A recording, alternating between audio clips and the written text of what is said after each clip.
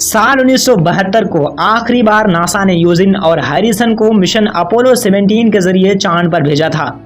ये अंतरिक्ष यात्री तो सही सलामत वापस लौट गए। इनके पहले भी 10 यात्री चांद पर जा चुके थे, लेकिन इनके वापस लौटने के बाद दोबारा नासा ने कभी चांद पर किसी भी इंसान को आज तक नहीं भेजा। क्या हुआ था इन यात्रियों के साथ?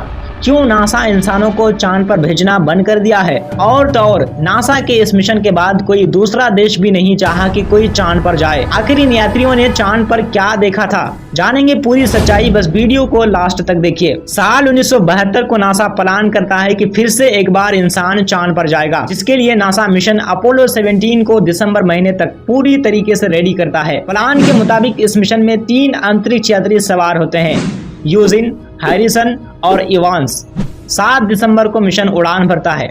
उड़ान भरने के 4 दिन बाद ही 11 दिसंबर को लूनर मॉड्यूल के साथ यूजिन और हैरिसन चांद पर सफलतापूर्वक लैंड करते हैं और इवांस कमांड मॉड्यूल के लेकर चांद का चक्कर काटते हैं। दोनों यात्री चांद पर 22 घंटे का समय बिताते हैं और फिर 19 दिसंबर तक धरती पर वापस आ जाते हैं। इस मिशन के बाद नासा दोबारा हिम्मत नहीं कर पाया कि कोई चांद पर जाए। क्या यूजिन ने सच में चांद पर कोई डरावनी चीज देखी थी, या फिर कोई दूसरा कारण है कि नासा दोबारा चांद पर जाना नहीं चाहता है?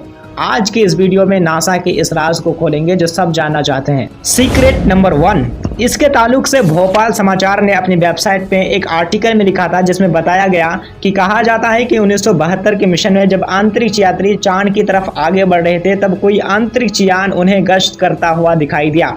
वो नासा के अंतरिक्ष यान के आसपास आता जाता हुआ महसूस हुआ।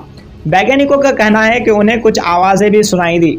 ये आवाजें असामान्य थी, जैसे कोई पूछ रहा है, यहाँ क्यों आए हो, वापस लौट जाओ। अंतरिक्ष यात्रियों द्वारा अपना एक्सपीरियंस शेयर करने के बाद नासा ने अगला मिशन प्लान ही नहीं किया। हालांकि भोपाल समाचार के इस आर्टिकल में चांद पर ना जाने की और भी कई वजह बताई गई है। वैसे आपको क्या लगता है कि ये बात पूरी तरह सच है?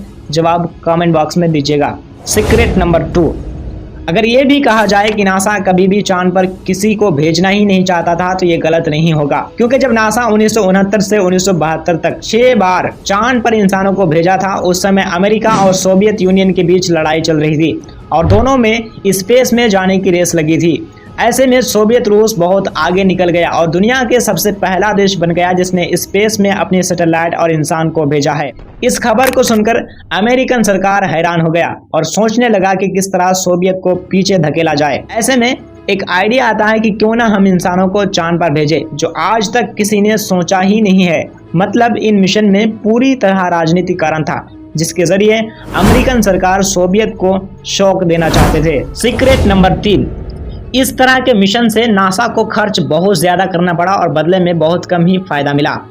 इन 6 मिशन में नासा को लगभग $2.47 बिलियन खर्च करना पड़ा था, जो भारत के करेंसी के लगभग 32 खरब 3 अरब 18 करोड़ 15,82,500 रुपये के बराबर है। आप समझ ही गए होंगे कि मिशन कितनी महंगी थी। इतने पैसों से अमेरिका में 840 यूनिवर्सिटीज बनकर तैयार हो सकते थे। इसलिए नासा ऐसे मिशन को छोड़कर दूसरे प्रोजेक्ट को सफल कर रहे हैं, क्योंकि इन मिशन में वैज्ञानिकों को बहुत कम फायदा मिले हैं। उम्मीद है कि आपको पूरी बात समझ आ गई है। अंत में आपके लिए एक खास जानकारी यह है कि नासा फिर से प्लानिंग शुरू कर दी है चांद पर जाने की। खबरों में बताया गया है कि 2024 तक मिशन कंप्लीट हो जाएगा। वीडियो को अंत तक देखने के लिए आपको धन्यवाद। Subscribe Hisana Knowledge for being updated in every field.